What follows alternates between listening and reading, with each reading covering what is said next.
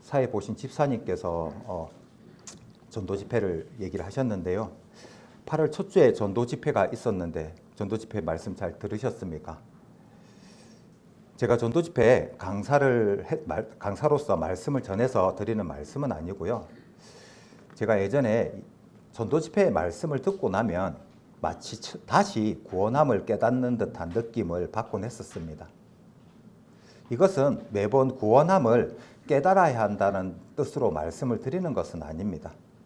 그만큼 그리스도인의 신앙에 있어서 구원함을 깨닫는 일은 크고 구원함의 의미를 되새겨보는 것 또한 중요한 부분이기 때문에 말씀을 드리는 것입니다. 하나님을 믿지 못했던 사람들이 전도 집회나 상담을 통해서 하나님의 말씀을 듣고 구원함을 깨닫고 나면 어떠한 삶을 살아갑니까? 믿음의 삶, 즉 신앙생활을 하게 됩니다. 그런데 신앙생활과 종교생활의 차이는 무엇일까요? 교회 안에서 신앙생활을 오래 했다는 분들조차도 이 차이가 무엇인지 알지 못하고 심지어 종교생활을 하고 있음에도 불구하고 신앙생활을 하고 있는 듯 오해를 하고 계시는 분들도 종종 보곤 합니다.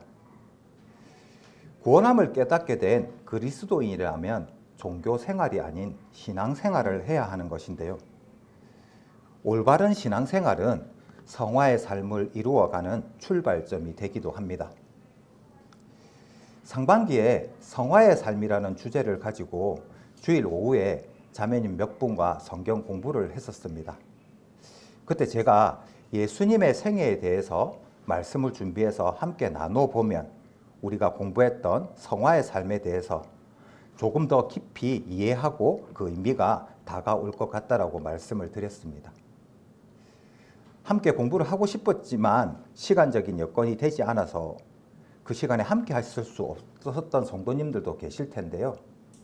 성화의 삶이라는 것이 구체적으로 어떤 것인지 이번 계기를 통해 알 것 같다는 생각도 하고 말씀을 준비했습니다. 그래서 올해 하반기에는 예수님의 생애에 대해서 성경 말씀을 통해서 교훈을 얻고자 합니다. 예수님께서 어떤 말씀을 하셨는지, 또 어떤 사람들을 만나셨고 어떤 상황에서 어떤 행동을 하셨는지를 살펴보게 될 텐데요. 우리가 예수님의 생애를 살펴보아야 하는 이유는 예수님에 대한 지식을 조금 더 많이 얻기 위한 것만은 아닙니다.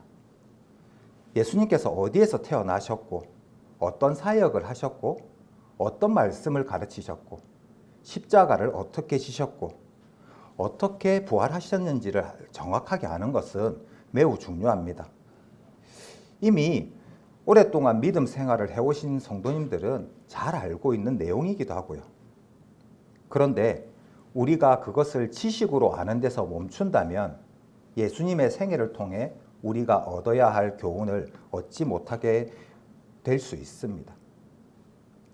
우리는 예수님의 생애를 살펴보면서 끊임없이 질문을 해야 합니다. 그것은 나는 예수님을 얼마나 닮아가고 있는가 하는 것입니다. 우리는 예수님을 믿습니다. 우리는 예수님이 하나님의 아들이심을 믿습니다. 예수님께서 우리 죄를 대신해서 십자가에서 죽으시고 부활하셨음을 믿습니다.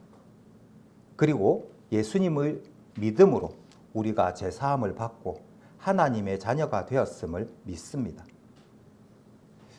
이것은 복음의 핵심이고 결코 약화되어서는 안 되는 진리입니다. 그런데 이 진리에만 머무르는 것이 아니라 한 걸음 더 나아가서 질문을 해봐야 하는 것이죠. 하나님이 왜 우리를 구원하셨습니까? 단지 인간이 지옥에 가지 않고 천국에 가게 하기 위해서 구원하신 것일까요? 하나님께서는 우리를 구원하실 때 새로운 사람으로 만들어 가신다고 말씀합니다. 하나님의 구원에는 우리를 변화시키는 데 분명한 목적을 두고 있습니다. 그 목적은 예수 그리스도를 닮아가는 것입니다. 신약 성경 앞쪽으로 가서 로마서 말씀을 한번 보겠습니다.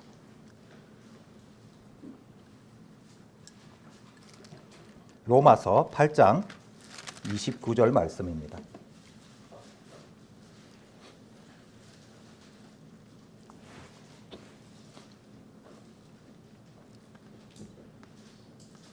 로마서 8장 29절 말씀입니다.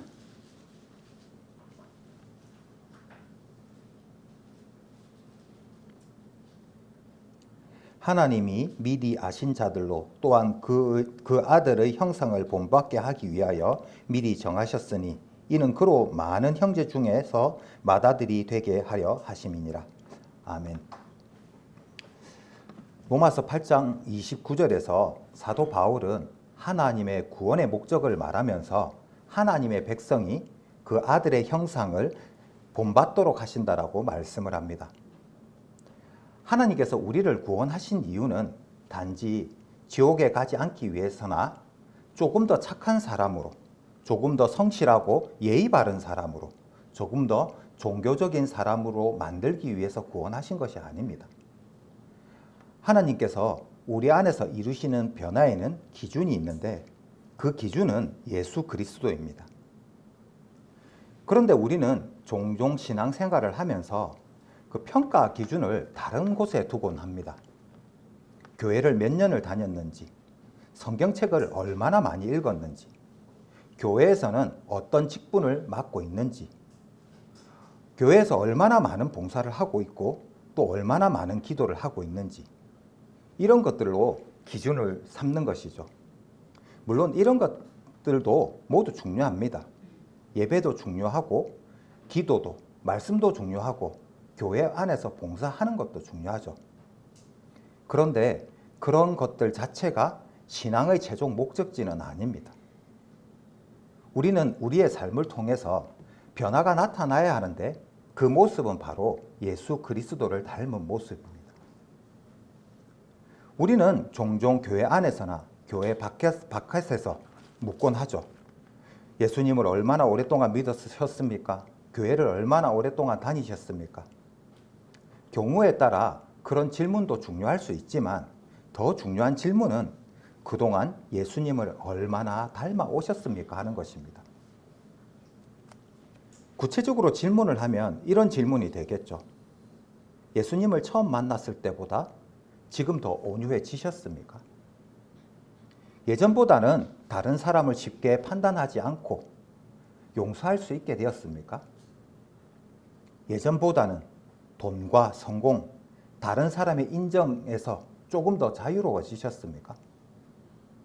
예전보다는 자기 주장을 내려놓고 다른 사람의 말을 들을 수 있게 되었습니까? 예전보다 화를 더 절제할 수 있게 되었습니까? 예전보다 하나님의 말씀과 내 생각이 충돌할 때 하나님의 말씀을 더 선택할 수 있게 되었습니까? 이렇게 질문하는 목적은 우리를 정죄하기 위한 목적이 아닙니다. 혹시 이런 질문이 불편하게 들리시는가요? 성경 어디를 찾아봐도 어떻게 신앙생활을 그렇게 오래 하고도 그렇게밖에 살지 못하느냐라고 다그치는 말씀은 없습니다. 그 말씀의 의미는 하나님께서 나를 어떤 사람으로 만들어 가고 계시는가 하는 질문으로 우리의 모습을 살펴보게 하는 말씀들입니다. 본문 말씀으로 다시 한번 돌아가 보겠습니다. 고린도후서 3장 16절에서 18절 말씀입니다.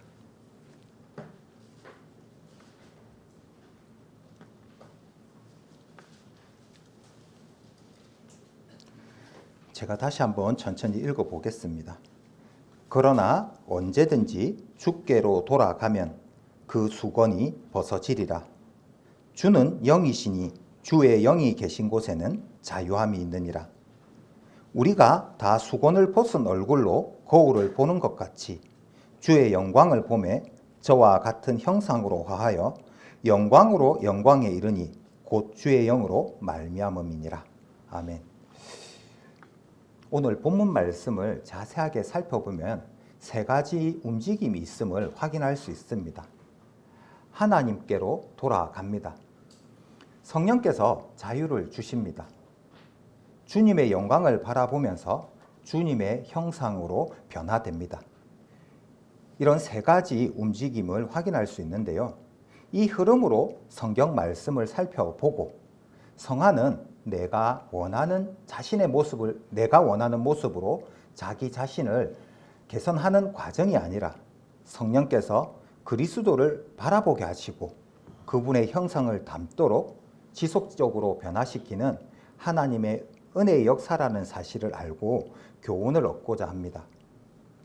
16절에서 그러나 언제든지 주께로 돌아가면 그 수건이 벗어지리라라고 사도 바울은 말하고 있습니다. 이 말씀을 이해를 하려고 하면 앞부분의 배경을 조금 살펴봐야 하는데요. 고린도서 3장에서 사도 바울은 출애굽기 34장의 사건을 배경으로 말을 하고 있습니다. 구약성경 출애굽기 34장을 찾도록 하겠습니다.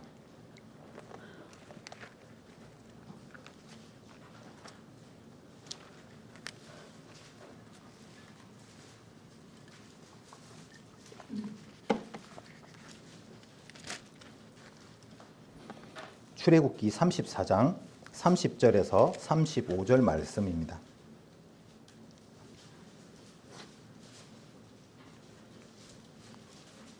출애굽기 34장 30절에서 35절까지 말씀입니다. 아론과 온 이스라엘 자손이 모세를 볼 때 모세의 얼굴 꺼풀에 광채가 남을 보고 그에게 가까이 하기를 두려워하더니 모세가 그들을 부르니 아론과 회중의 모든 어른이 모세에게로 오고 모세가 그들과 말하니 그 후에야 온 이스라엘 자손이 가까이 오는지라. 모세가 여호와께서 시내 산에서 자신에게 이르신 말씀을 다 그들에게 명하고 그들에게 말하기를 마치고 수건으로 자기 얼굴을 가리웠더라. 그러나 모세가 여호와 앞에 들어가서 함께 말씀할 때에는 나오기까지 수건을 벗고 있다가 나와서는 그 명하신 일을 이스라엘 자손에게 고하며 이스라엘 자손이 모세의 얼굴의 광채를 보는 고로 모세가 여호와께 말씀하러 들어가기까지 다시 수건으로 자기 얼굴을 가리웠더라. 아멘. 모세가 시내 산에서 하나님을 만나고 계명을 받아 가지고 내려왔을 때 모세의 얼굴에 하나님의 영광이 나타났습니다. 이스라엘 백성들은 모세의 얼굴에 나타나는 그 영광을 바라보기를 두려워했습니다. 그래서 모세는 얼굴에 수건을 썼습니다. 고린도후서 3장에서 사도 바울은 출애굽기 34장에 기록된 사건을 이용해서 영적인 상태를 설명하고 있습니다. 하나님의 말씀이 있어도 마음이 완고하면 하나님의 영광을 제대로 볼 수 없다는 것입니다. 말씀을 읽어도 보이지 않고 율법을 가지고 있어도 하나님의 뜻을 깨닫지 못합니다. 왜 그렇습니까? 마음에 수건이 씌워져 있기 때문입니다. 그런데 사도 바울은 거기서 놀라운 변화를 이야기하고 있는 것입니다. 주께로 돌아가면 마음에 가리워져 있던 그 수건이 벗겨지는 것입니다. 사도 바울이 여기서 직접적으로 말하고 있는 것은 주께로 돌이키는 것입니다. 사람이 그리스도께로 돌아올 때 마음을 가리고 있던 수건이 벗겨지고 비로소 하나님의 영광을 보게 됩니다. 이것은 새 언약 안에서 이루어지는 놀라운 은혜입니다. 그런데 주님께로 돌아가는 이 원리는 그리스도께로 돌아온 이후에 신앙생활에도 매우 중요한 교훈을 주고 있습니다. 우리는 한 번 돌이킨 것으로 모든 변화가 완성이 되는 것은 아닙니다. 삶의 여러 순간마다 내 욕심과 생각을 중심에 두고 살아가죠. 그런데 그리스도인은 다시 주님을 향해 그 뜻과 마음을 돌이켜야 합니다. 그런 의미에서 성화의 삶 역시 끊임없이 주님을 향해 되돌리는 삶이라고 말할 수 있습니다. 사람은 누구나 변화되기를 원합니다. 특히 그러한 변화는 새해가 되면 더 뚜렷하게 나타나죠. 새해가 되면 새로운 결심들을 합니다. 성도님들은 올해 어떤 결심으로 오늘 한 해를 시작하셨습니까? 개인적으로는 운동을 조금 더 해봐야 되겠다. 올해는 조금 덜 먹고 다이어트를 해봐야 되겠다. 올해는 화를 조금 덜 내봐야 되겠다. 올해는 가족들을 잘 돌봐야 되겠다. 여러 가지 결심도 하셨을 것 같습니다. 교회적으로는 올해 성경을 열심히 읽어야 되겠다. 기도를 많이 해야 되겠다. 올해는 예배에 한 번도 빠지지 않고 다 참석해야 되겠다. 목사님이 매일 아침 보내주시는 나묵시를 열심히 해봐야 되겠다 하는 결심도 하셨을 것 같습니다. 그런데 그 결심대로 잘 하고 계십니까? 그 결심대로 잘 되시던가요? 이상하지 않습니까? 왜 결심했음에도 불구하고 얼마 지나지 않아서 다시 이전의 생활 모습으로 버리는 것일까요? 이유는 다양합니다. 우리의 의지가 부족하기 때문이기도 하고, 습관의 힘이 강하기 때문이기도 하고, 미처 내가 생각하지 못했던 환경적인 문제가 생겨서이기도 합니다. 물론 운동이나 생활 습관을 못 바꾼 것을 영적인 문제라고 치부할 수는 없습니다. 그런데 죄와 성품의 변화라는 문제에 대해서는 성경은 우리를 조금 더 깊은 차원으로 이해하게 합니다. 성경은 단순히 조금 더 강하게 결심하라고만 말하지 않습니다. 우리가 하나님이 원하시는 모습으로 변화되지 못하는 문제에는 하나님보다 나 자신을 중심에 두려는 마음이 있기 때문입니다. 성경적인 변화는 자기 자신에게 더 깊이 몰두하는 데서 시작되는 것이 아닙니다. 주님께로 방향을 돌이키는 것에서 시작이 됩니다. 우리는 살아가면서 참 많은 문제와 직면을 하게 됩니다. 그때마다 우리는 먼저 그 문제를 분석합니다. 왜 나에게 이런 일이 생기지? 내가 하나님께 뭔가 특별히 잘못한 게 있나? 이 문제를 어떻게 해결하지? 사실 이런 질문도 중요하지만 성숙한 그리스도인이라면 한 가지 더 깊은 질문을 해야 합니다. 이 상황에서 하나님께서 나에게 무엇을 말하고 계시는가 하는 것입니다. 우리는 우리가 직면한 문제의 원인을 다른 사람이나 환경에서만 찾으려고 할 때가 많습니다. 물론 실제로 다른 사람의 잘못 때문에 내가 어려움을 겪을 수도 있습니다. 누군가의 죄와 잘못까지 내 책임으로 돌려야 한다라고 말씀드리는 것이 아닙니다. 잘못한 사람에게는 분명 그 사람의 책임이 있습니다. 그런데 성숙한 그리스도인은 거기서 멈추는 것이 아닙니다. 저 사람이 잘못했습니다.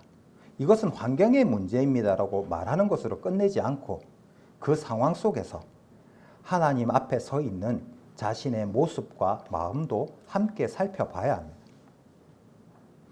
주님께 돌아선다는 것은 질문을 바꾸는 것입니다. 문제가 생겼을 때 주님, 이 상황에서 제 마음은 어떠해야 합니까? 제가 내려놓지 못하는 미움과 분냄은 무엇입니까? 주님, 제가 어떻게 행동하기를 원하십니까? 중요한 것은 다른 사람의 책임을 부정하라는 것이 아닙니다. 다른 사람의 잘못을 보느라 하나님 앞에서 내가 어떻게 반응해야 하는지를 놓치지 않는 것입니다. 전도 집회 때뿐만 아니라 여러 설교를 통해서 성경적인 회개가 무엇인지에 대해서 말씀을 드렸습니다. 성경적인 회개는 방향을 바꾸는 것입니다. 나 자신을 향했던 방향에서 하나님께로 돌아서는 것입니다. 내가 내 인생의 주인이라는 생각에서 내려와서 주님을 주인으로 인정하는 것입니다. 그리스도께로 돌아오는 회심에서 시작된 회개는 거기서 끝나지 않습니다. 성화의 삶 속에도 우리의 잘못된 방향을 돌이켜 날마다 하나님께로 돌아가게 합니다. 그런 의미에서 성화의 삶은 계속되는 회개의 삶이기도 합니다.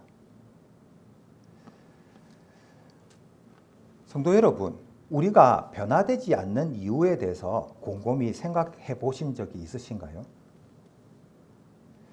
저는 성경 말씀을 묵상하면서 우리가 변화되지 않는 이유가 어쩌면 여기 있지 않을까 하는 생각을 하게 되었습니다. 우리가 변화되지 않는 이유는 자신의 문제를 죄라고 인정하지 않기 때문입니다. 자신이 죄인이라고 인정을 하면 하나님의 구원을 받아들일 수 있는 것처럼 자신의 문제를 죄라고 인정하지 않는다면 변화될 기회를 얻을 수 없습니다. 우리는 쉽게 이런 말들을 하곤 합니다. 나는 원래 성격이 그래. 나는 원래 말을 조금 직설적으로 해. 나는 이런 것에 되게 민감한 사람이야. 나는 원래 고집이 좀 세. 그런데 이런 말들 정말 모두 성격 문제일까요? 물론 사람마다 기질과 성격이 다릅니다. 외향적인 사람이 있는가 하면 내향적인 사람도 있습니다. 말을 많이 하는 사람이 있는가 하면 말수가 적은 사람도 있습니다. 어떤 문제를 즉흥적으로 결정하는 사람이 있는가 하면 신중하게 결정하는 사람도 있습니다. 이것 자체가 죄는 아닙니다. 그런데 때때로 우리는 죄의 문제를 성격이라는 말로 덮어버립니다. 쉽게 화를 내면서 원래 성격이 급해서 그래라고 말합니다. 상대방에게 상처 주는 말을 하고도 나는 원래 솔직해서 그래라고 말합니다. 자신의 뜻을 굽히지 않으면서 나는 이런 것에서 민감하다라고 말합니다. 돈에 집착하면서 나는 원래 현실적인 사람이라고 말합니다. 물론 이 원래라는 말 자체가 잘못된 것은 아닙니다. 사람마다 쉽게 바뀌지 않는 기질과 성격의 특성이 있기 때문입니다. 그런데 우리가 조심해야 할 것은 나는 원래 이렇다는 말로 하나님께서 변화시키기 원하시는 죄의 모습까지 정당화해서는 안 됩니다. 쉽게 화를 내는 것을 성격이라고 말하고 다른 사람에게 상처 주는 말을 솔직함이라고 말하고 자기의 뜻만 고집하는 것을 원래 그런 사람이라고 말하면서 변화의 필요성을 외면해서는 안 됩니다. 주님께로 돌아선 그리스도인은 늘 물어야 합니다. 주님, 이것을 주님은 어떻게 보십니까? 하나님 앞에서의 어떠한 모습인지는 매우 중요합니다. 예수님을 통해 우리를 변화시키기 원하시는 하나님 앞에서 우리는 더 이상 이렇게 말할 수는 없습니다. 나는 원래 이렇습니다. 왜냐하면 복음 안에서는 현재의 내가 최종적인 내가 아니기 때문입니다. 우리는 하나님께서 우리를 변화시키고 계시다는 사실을 분명히 기억해야 합니다.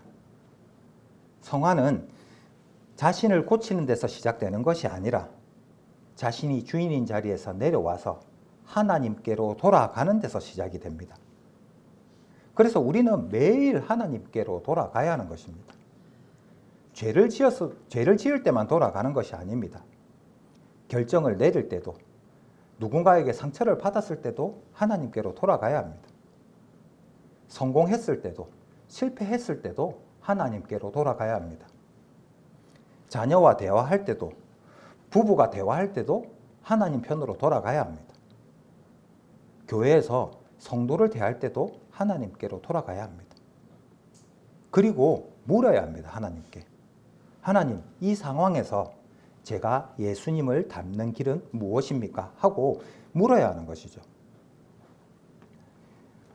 본문으로 돌아가서 고린도후서 3장 17절 말씀 보겠습니다. 고린도서 3장 17절 주는 영이시니 주의 영이 계신 곳에는 자유함이 있느니라. 사도 바울은 주의 영이 계신 곳에 자유가 있다라고 말합니다. 여기서 우리는 성화에 관한 두 번째 중요한 사실을 발견할 수 있습니다. 주는 영이신이라는 말은 성자 예수님과 성령님이 같은 위격이라는 뜻은 아닙니다. 성부와 성자와 성령은 구별이 되지만 새 언약에서 그리스도께서 주시는 생명과 자유가 성령의 역사를 통해서 우리 가운데 이루어진다는 사실을 말하고 있는 것입니다. 성화는 인간이 혼자서 수행하는 자기 개조 프로젝트가 아닙니다.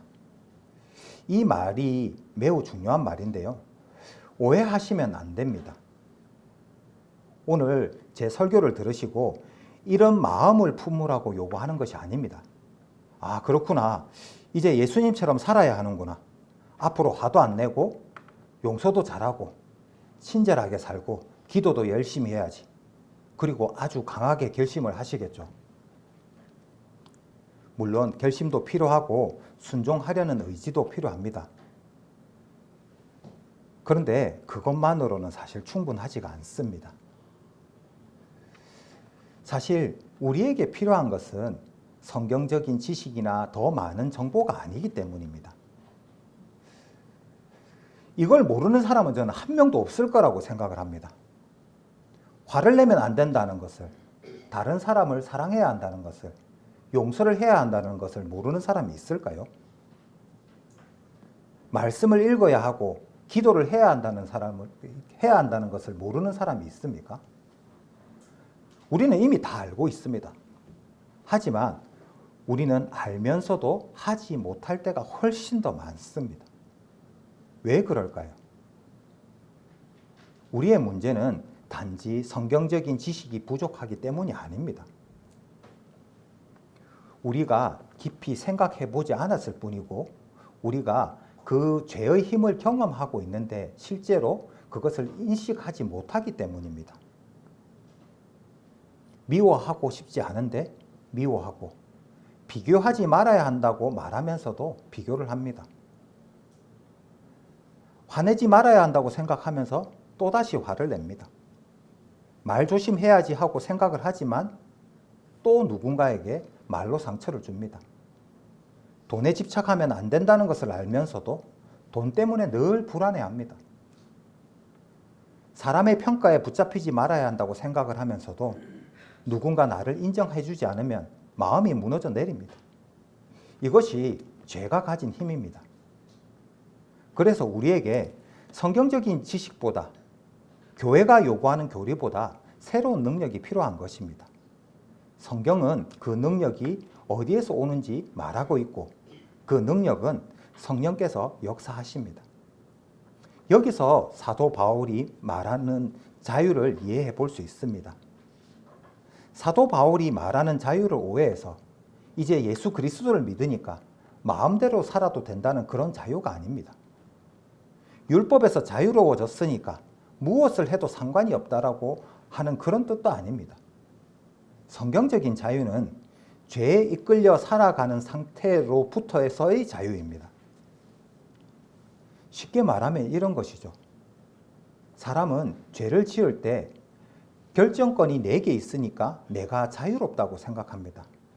내 마음대로 하는 것이 자유라고 생각을 하는데 과연 그럴까요? 화를 내고 싶지 않다라고 하면서도 계속 화를 냅니다. 이것은 자유가 아닙니다. 용서하고 싶은데 마음에 가득 찬 미움에서 벗어나지를 못합니다. 이것 역시 자유가 아닙니다. 더 구체적으로 얘기를 한번 해볼까요? 술은 어떻습니까? 많은 사람들이 술을 끊고 싶어 하는데 끊지를 못합니다. 음란한 생각과 습관에서 벗어나고 싶지만 벗어나지를 못합니다. 돈에 대한 염려에서 벗어나고 싶지만 돈이 하루 종일 우리의 마음을 지배합니다. 이것은 자유가 아닙니다. 붙잡혀서 빠져나올 수 없는 상태입니다. 그런데 성령께서는 우리에게 새로운 자유를 주십니다. 하나님께 순종할 수 있는 자유를 주시는 것이죠. 예전에는 미워할 수밖에 없었던 사람을 용서하기 시작합니다. 예전에는 돈이 나에게 가장 중요했는데 이제는 다른 사람을 위해 기꺼이 나누어 줄 수 있게 됩니다. 예전에는 자신이 인정받는 것이 가장 중요했는데 이제는 아무도 알아주지 않더라도 하나님 앞에서 충성할 수 있게 됩니다. 예전에는 잘못을 인정하기가 죽기보다도 싫었는데 이제는 제가 잘못했습니다라고 말할 수 있게 됩니다. 이것이 성령이 주시는 자유입니다. 더 이상 죄의 지배 아래서 이끌려갈 수밖에 없는 그런 사람이 아니라 성령 안에서 죄와 싸우고 하나님께 순종할 수 있는 자유를 주시는 것입니다. 우리는 여전히 죄와 싸우고 때로는 넘어지기도 하지만 이제는 제가 시키는 대로 살아가는 것이 아니라 하나님을 향해 하나님을 위해 살아갈 수 있는 그런 존재입니다. 그런데 이 자유를 오해해서 두 가지 극단으로 받아들이는 경우가 있는데 그래서는 안 됩니다. 첫 번째 극단은 이런 것입니다. 성령께서 변화시키시니까 나는 아무것도 할 필요가 없어. 하나님이 하실 거니까 때가 되면 변화시켜 주시겠지. 이런 이해는 성경적인 성화가 아닙니다. 성령께서 우리 안에서 역사하시지만 우리를 인격 없는 로봇처럼 움직이게 하지는 않으십니다. 성령께서 우리 마음에 사랑을 주시면 우리가 사랑을 합니다. 성령께서 죄를 깨닫게 하시면 우리가 회개합니다. 성령께서 용서할 수 있는 능력을 주시면 우리가 용서를 합니다. 성령께서 순종할 수 있도록 역사하시면 우리가 순종을 합니다. 하나님께서 역사하시기 때문에 우리는 아무것도 하지 않아도 되는 것이 아닙니다. 성령께서 역사하시기 때문에 우리가 순종할 수 있습니다. 반대적인 극단도 있습니다. 내가 열심히 해야겠다. 더 의지를 강하게 해야겠다. 이렇게 모든 것을 자신의 의지에 맡기는 것입니다. 이건 역시 성경적인 성화가 아닙니다. 우리가 자신의 힘만으로 그리스도를 닮을 수 있었다고 한다면 아마도 십자가와 성령은 필요하지 않았을 것입니다. 성화라는 것은 자기 훈련 이상의 것을 요구합니다. 물론 훈련도 필요하죠. 경건의 습관도 필요하고 말씀을 읽어야 합니다. 기도도 해야 합니다. 죄를 피하고 자신을 절제할 수 있어야 합니다. 그런데 그 모든 것의 근원은 하나님의 은혜와 성령의 역사입니다. 우리가 잊지 말고 기억해야 할 것은 성령께서 나를 변화시키기 때문에 나는 순종해야 합니다. 성령과 순종 둘 중에 어느 하나를 버리면 안 됩니다. 성령만 말하고 순종을 말하지 않으면 우리의 신앙은 수동적으로 변해버립니다. 반대로 순종을 말하고 성령을 말하지 않으면 우리의 신앙은 율법주의와 자기의로 변해버립니다.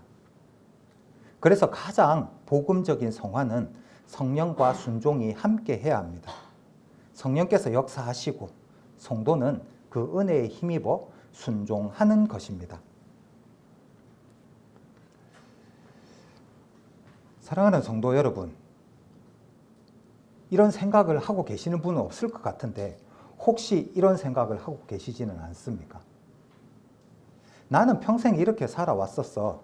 이제는 못 바꾸지. 사람 성격이 어떻게 쉽게 바뀌겠어? 절대 안 바뀌지. 나는 원래 이런 사람이야. 그런데 복음은 우리를 그런 사람이라고 말하지 않습니다.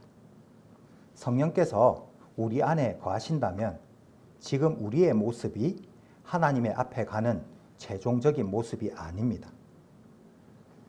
어떤 분은 평생 화를 내며 살아왔을 수도 있습니다. 그런데 그것이 앞으로도 계속 화를 내면서 살아야 한다는 뜻은 아닙니다. 어떤 분은 오랫동안 사람을 믿지 못했을 수도 있습니다.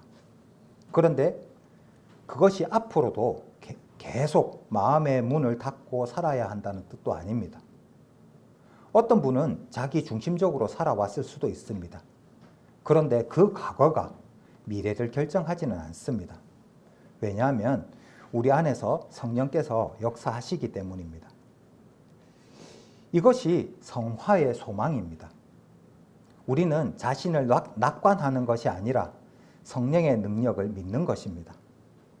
성령께서는 우리를 죄가 시키는 대로 살아가는 사람에서 하나님께 순종할 수 있는 사람으로 자유롭게 하십니다. 18절 말씀을 보겠습니다. 우리가 다 수건을 벗은 얼굴로 거울을 보는 것 같이 주의 영광을 보매 저와 같은 형상으로 화하여 영광으로 영광에 이르니 곧 주의 영으로 말미암음이니라. 사실 이 18절 말씀은 오늘 설교 말씀의 핵심입니다. 사도 바울은 수건을 벗은 얼굴로 주님의 영광을 보는 사람이 그와 같은 형상으로 변화되어 간다라고 말합니다. 여기에는 성화의 목적지를 분명히 말하고 있습니다. 우리의 삶의 목적지는 바로 예수 그리스도입니다. 그리스도인의 변화는 막연한 변화가 아닙니다. 그냥 좋은 사람이 되어야 한다. 신앙이 성숙해야 한다. 전보다는 나아져야 한다. 그런 말로만으로는 부족하죠. 무엇이 좋은 것일까요? 무엇이 성숙한 것이고 어떤 모습이 되어야 한다고 말하는 것일까요? 그 막연한 변화가 아니라 성경은 기준을 분명하게 보여주고 있는 것입니다. 예수 그리스도입니다. 앞으로 여러 차례 말씀을 준비해서 성도님들과 예수님의 생애를 살펴보고 교훈을 얻을 텐데요. 우리는 성경 말씀을 통해서 예수님을 정확하게 바라보게 될 것입니다. 예수님은 어떻게 기도하셨는지, 예수님은 사람들의 기대와 하나님의 뜻이 충돌할 때 무엇을 선택하셨는지, 예수님은 아픈 사람을 어떻게 대하셨고 죄인을 어떻게 대하셨는지, 예수님께서 자신을 배척하는 사람들을 어떻게 대하셨고 제자들의 실패는 어떻게 바라보셨는지, 십자가 앞에서 어떻게 순종하셨는지 자세하게 살펴보게 될 것입니다. 우리는 이것을 단순히 성경 공부처럼 배우려는 것은 아닙니다. 예수님의 모습을 바라본 뒤에 자기 자신을 돌아보고 이렇게 물어보려고 하는 것입니다. 예수님의 그 모습이 제 안에도 있습니까? 우리가 무엇을 바라보느냐에 따라 삶의 기준이 만들어집니다. 돈을 계속 바라보면 세상을 돈으로 평가하게 됩니다.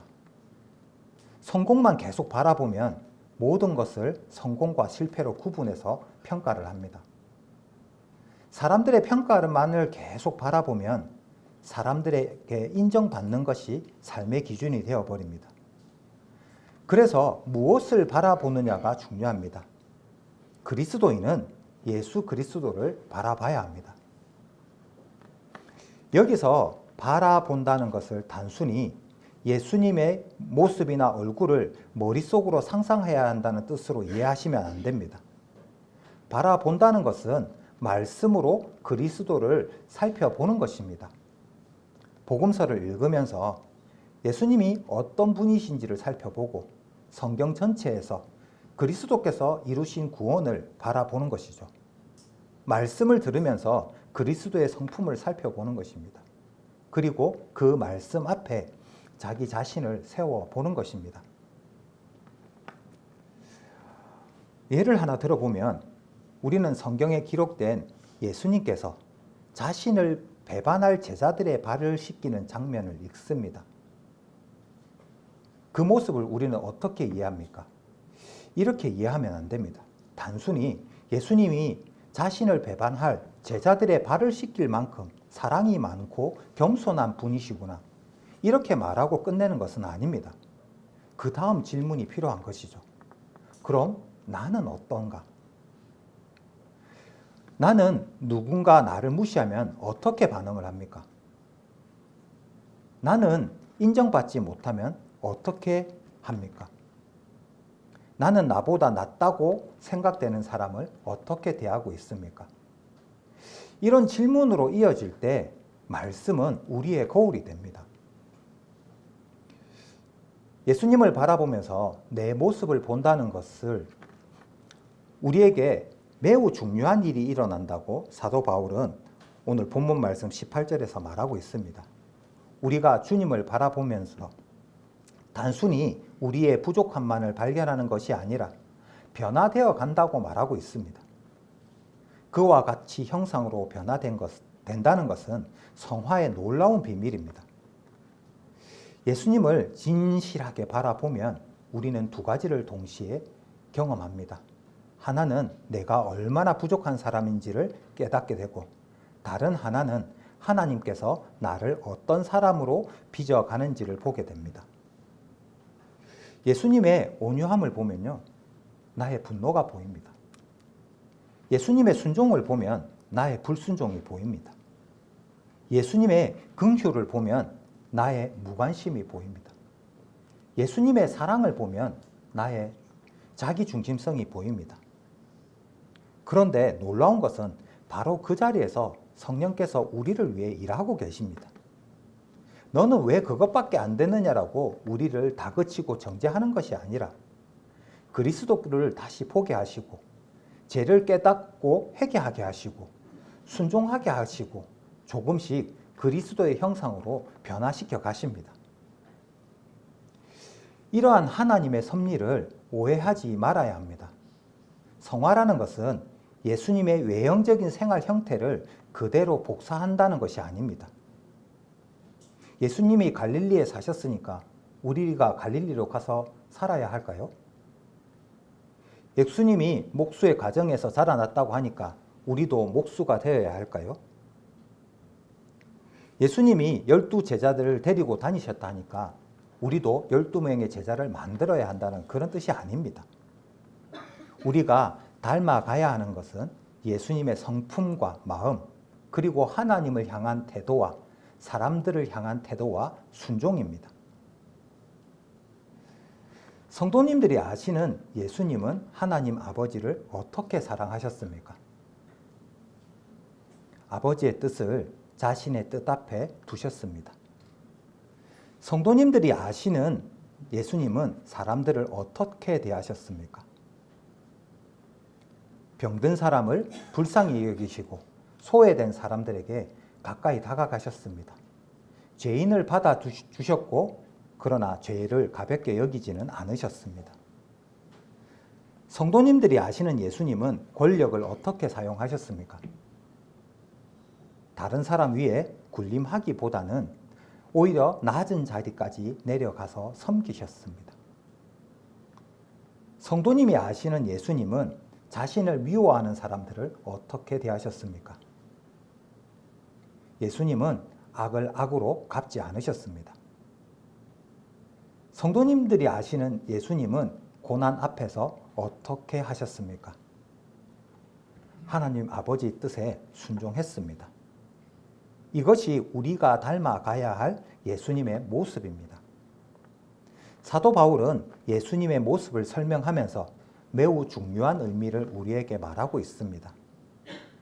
우리가 닮아가야 할 예수님의 모습은 한순간에 완성이 되는 것이 아니라 변화되어 간다라고 말하고 있습니다. 성화라는 것은 과정입니다. 예수님을 믿는 순간 우리의 모든 성품이 완성되는 것이 아닙니다. 믿음으로 의롭다 하심을 받는 것은 결정적인 것이지만 우리의 성품이 그리스도를 닮아가는 과정은 계속됩니다. 어제보다 오늘, 오늘보다 내일, 때로는 아주 느리게, 때로는 넘어지기도 하고, 때로는 같은 문제를 가지고 계속 씨름하면서, 그럼에도 불구하고 성령께서 우리를 포기하지 않으시고 조금씩 변화시키십니다. 그래서 성화를 말할 때 나는 완전하게 변화되었는가, 나는 완벽한가가 아닙니다. 우리는 이 땅에서 완전한 사람이 되었다고 말할 수 없습니다.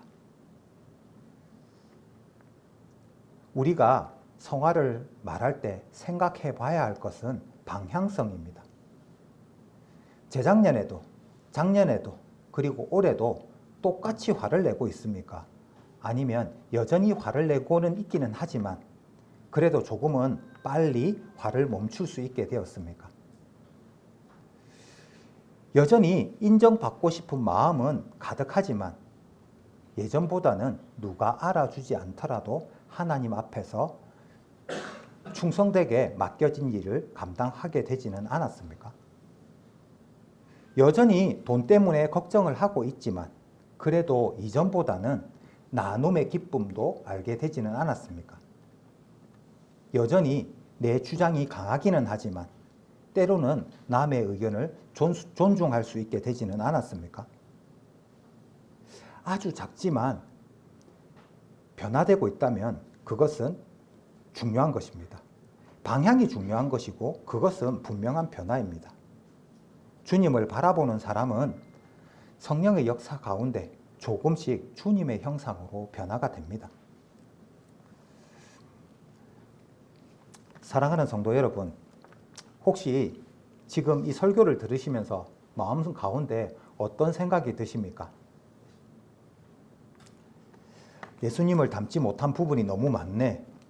나는 여전히 화를 많이 내고 있는데, 나는 용서를 하지 못하고 있는데, 여전히 나는 이기적인데, 이런 생각들이 마음속을 가득 채우게 되지는 않았습니까?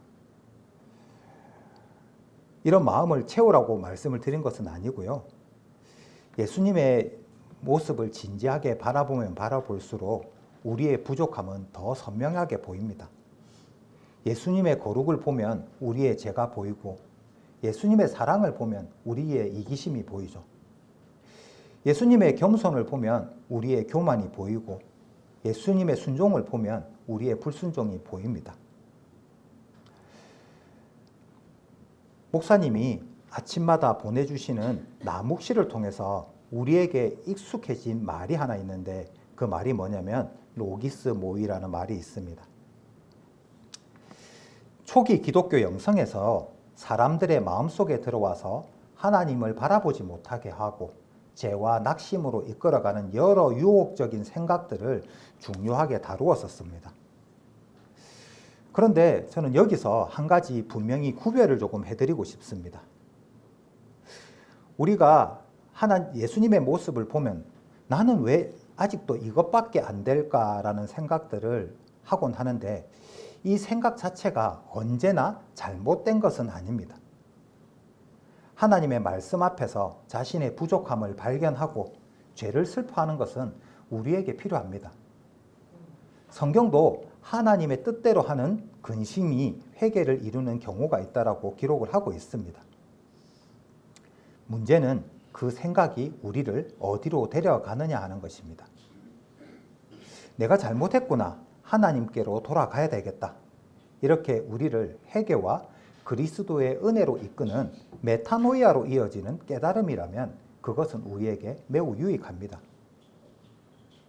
그런데 나는 왜 이것밖에 안 되지? 나는 아무리 해도 안 되는 사람이야. 이렇게 생각하면서 자신의 실패만 바라보고 하나님의 은혜와 성령의 역사를 보지 못하게 된다면 문제는 달라집니다. 그 생각은 우리를 회개로 데려가는 것이 아니라 낙심과 자기 정죄 안에 가두어 버립니다. 성경적인 자기 성찰은 나의 부족함을 보게 하지만 거기서 끝나지 않습니다. 나의 부족함을 발견한 사람은 다시 그리스도를 보게 됩니다. 그런데 이 로기스 모이는 하나님의 은혜와 성화의 과정을 바라보는 대신에 내가 이루지 못한 성숙에만 집착하게 만들어서 결국 시선을 하나님이 아닌 자기 자신에게 묶어두게 하는 것입니다. 성경적인 그리스도를 닮아가는 삶이 우리에게 단순히 무거운 짐으로 남아서는 안 됩니다. 물론 말씀을 듣다 보면 마음에 찔림이 있을 수 있습니다. 내가 잘못 살은 부분이 있구나. 이런 부분은 정말 회개해야 되겠다. 이런 거룩한 부담을 느낄 수도 있습니다. 그런 찔림까지 잘못된 것은 아닙니다. 중요한 것은 그 다음이죠. 성령께서 주시는 죄의 깨달음은 우리를 절망시키는 것으로 끝나지 않고 회개하게 하고 다시 그리스도의 은혜를 바라보게 합니다. 반대로 더 사랑해야 하는데 나는 하지 못해. 더 기도해야 하는데 나는 이것밖에 안 되네 하면서 계속 자기 자신에게만 시선을 고정하고 그리스도의 은혜를 잃어버린다면 신앙은 쉽게 율법주의와 자기 정죄로 흐르게 됩니다. 그래서 오늘 설교가 더 많이 사랑하십시오. 더 참으십시오. 더 기도하십시오. 더 섬기십시오라는 과제로만 여러분들 마음에 남지 않기를 바랍니다. 그보다 먼저 하나님께서 그리스도 안에서 나를 위해 무엇을 하셨는지를 바라보아야 합니다. 말씀의 본질은 하나님이 우리를 위해서 어떤 일을 행하셨는가를 말하는 것임에도 불구하고 로기스 모이는 이것을 자꾸 내가 하나님을 위해 무언가를 더 해야 하는 것처럼 바꾸어 버립니다. 복음은 그렇게 말하지 않습니다. 우리가 예수님처럼 살지 못했기 때문에 예수님께서 우리를 위해 오셨습니다. 우리가 온전히 순종하지 못했기 때문에 예수님께서 온전히 순종하셨습니다. 우리가 하나님의 뜻보다 우리의 뜻을 선택했기 때문에 예수님께서 오셔서 끝까지 아버지의 뜻에 순종하셨습니다. 우리가 죄의 심판을 받아야 했기 때문에 예수님께서 십자가에서 우리 죄를 대신 담당하셨습니다. 그리고 죽음에서 부활하셨습니다. 이것이 우리에게 분명하게 전해지는 복음의 진리입니다. 우리는 예수님을 닮아서 구원받은 것도 예수님처럼 잘 살아서 구원받는 것이 아닙니다. 우리는 예수님의 은혜로 구원받았습니다. 십자가에서 우리 죄를 대신 담당하시고 죽으셨다가 부활하신 예수 그리스도를 믿음으로 우리는 구원받았습니다. 그렇게 구원받은 사람을 하나님은 내버려 두지 않으시고 성령을 통해 변화시키십니다. 우리는 하나님을 닮아서 구원받은 것이 아니라 예수님의 은혜로 구원받았기 때문에 예수님을 닮아가야 하는 것입니다. 여기서는 순서가 중요합니다. 닮음이 먼저고 구원이 나중이 아닙니다. 구원이 먼저고 닮음은 나중입니다. 은혜가 먼저이고 순종은 은혜의 열매입니다. 이것을 신학적으로는 칭의와 성화라고 말을 합니다. 칭의는 하나님께서 그리스도를 믿는 죄인을 의롭다고 선언하신 것입니다. 우리가 의로운 삶을 완성해서 의롭다고 인정을 받은 것이 아니라 그리스도의 의로 말미암아 의롭다 하심을 받은 것입니다. 성화는 그렇게 구원받은 성도를 성령께서 실제의 삶에서 거룩하게 변화시켜 가는 것입니다. 이 둘을 분리하면 안 됩니다. 칭의가 없는 성화는 쉽게 자기의가됩니다. 성화를 전혀 생각하지 않는 칭의의 이해도 잘못될 수 있습니다. 그래서 나는 이렇게 살았으니까 하나님께서 받아주실 거야. 또는 나는 예수를 믿고 구원받았으니까 어떻게 살아도 괜찮아. 이런 생각은 사실 복음이 아닙니다. 그렇기 때문에 성화는 구원의 대가가 아니라 구원의 열매입니다.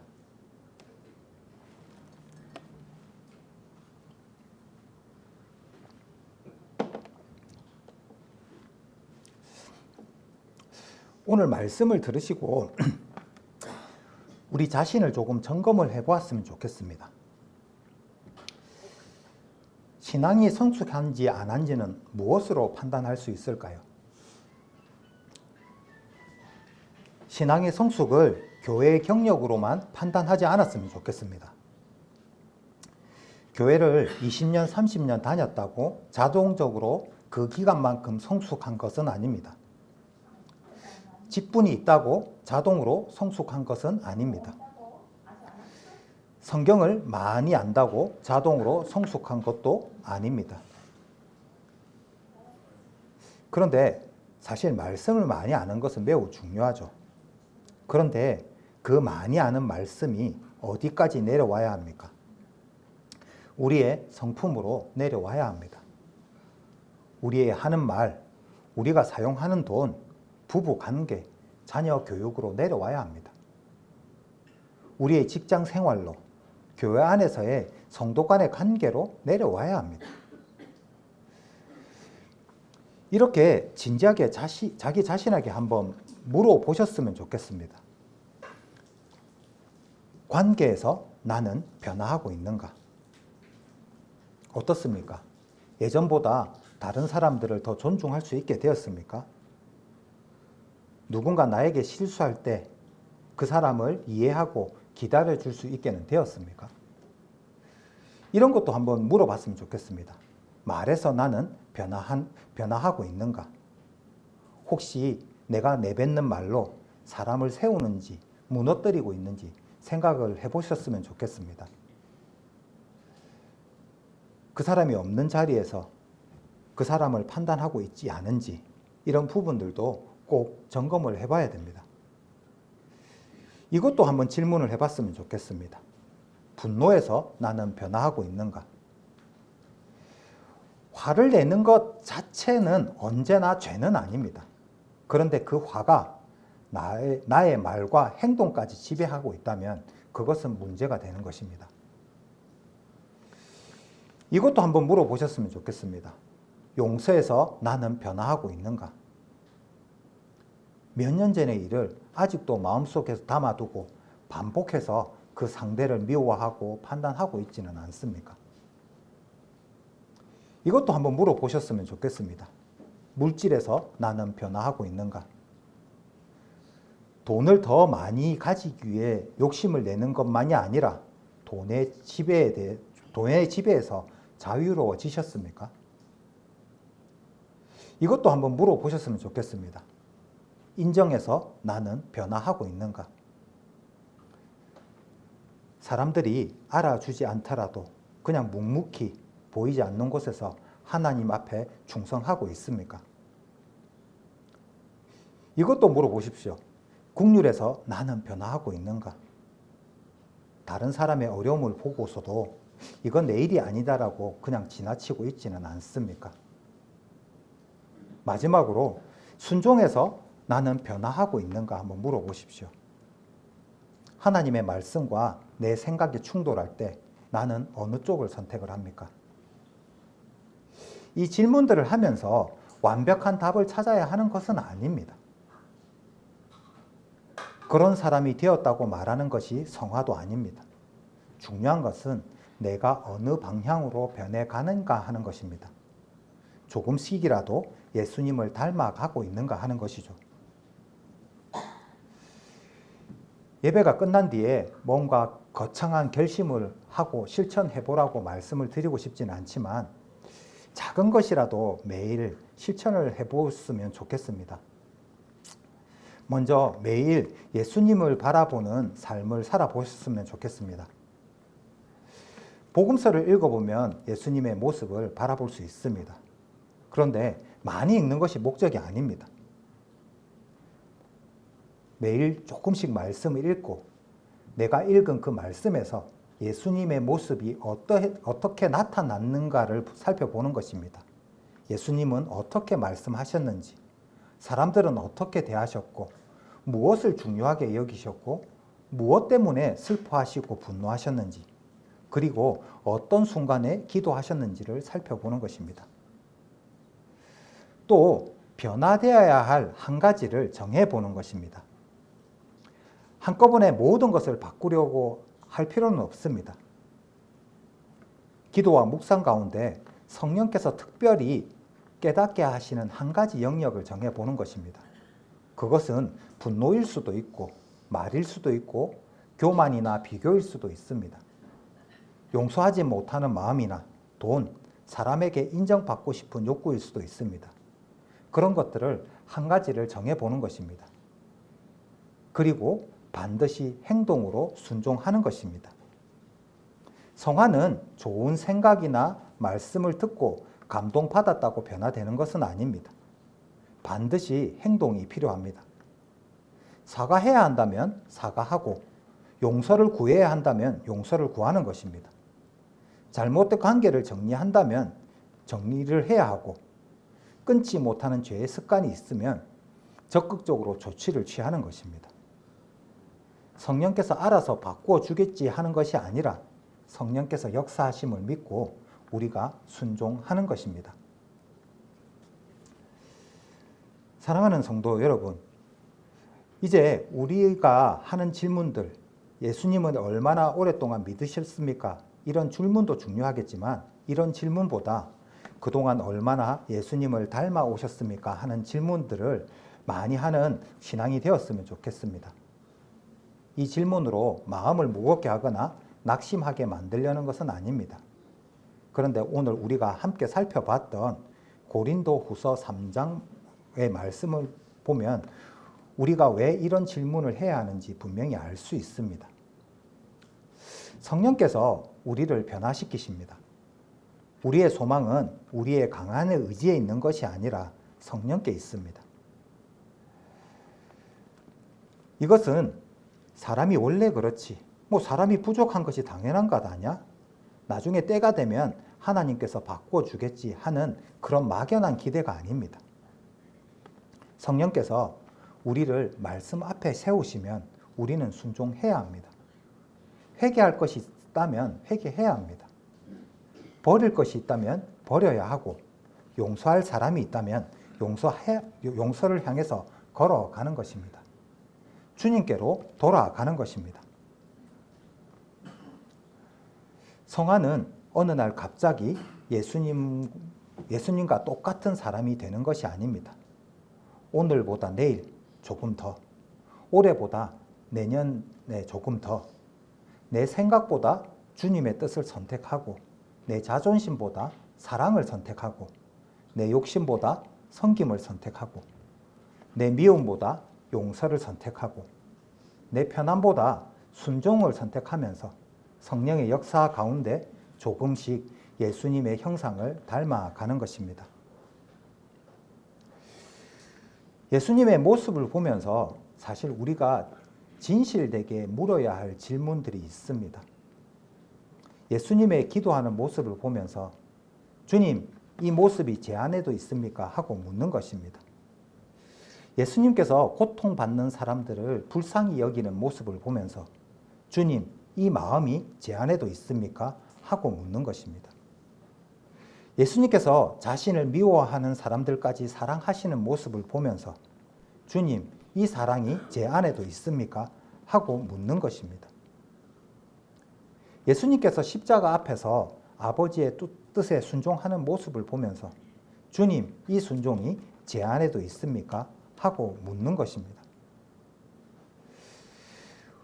우리는 때때로 하나님께 참 많은 것을 구합니다. 건강하게 해주십시오라고도 기도하고 우리 자녀가 잘 되게 해주십시오. 경제적인 문제를 좀 해결해 주십시오. 이 어려움이 지나가게 해주십시오. 이렇게 기도를 합니다. 그런데 이 기도들이 잘못되었다고 말씀드리는 것이 아닙니다. 하나님께서는 우리의 필요를 아시고 우리의 기도를 들으십니다. 그런데 거기에 한 가지 기도를 덧붙여 했으면 좋겠습니다. 어쩌면 이것이 우리 인생의 가장 중요한 기도가 될 수 있다고 저는 생각이 됩니다. 주님, 저를 주님 닮은 사람으로 만들어 주십시오. 어려운 상황만 바꿔달라고 기도하기보다는 그 상황을 통해서 나를 바꾸어 달라고 기도하는 것입니다. 사람만 바꾸어 달라고 기도하기보다는 그 사람과의 관계 속에서 나를 그리스도를 닮은 사람으로 바꾸어 달라고 기도하는 것입니다. 나에게 온 고난만 없애달라고 기도하기보다는 그 고난 속에서 주님을 신뢰하는 사람으로 만들어 달라고 기도하는 것입니다. 우리는 예수님을 닮아서 구원받은 것은 아닙니다. 예수님의 은혜로 구원받았기 때문에 예수님을 닮아가야 합니다. 성화의 목적지는 더 나은 내가 아니라 예수 그리스도입니다. 우리의 의지와 결심만으로 자신을 변화시키려 하지 않게 하시고 우리 안에서 역사하시는 성령을 의지하게 되기를 바랍니다. 하나님께서 우리 모두를 날마다 그리스도의 형상으로 변화시켜 주기를 주님의 이름으로 축원합니다.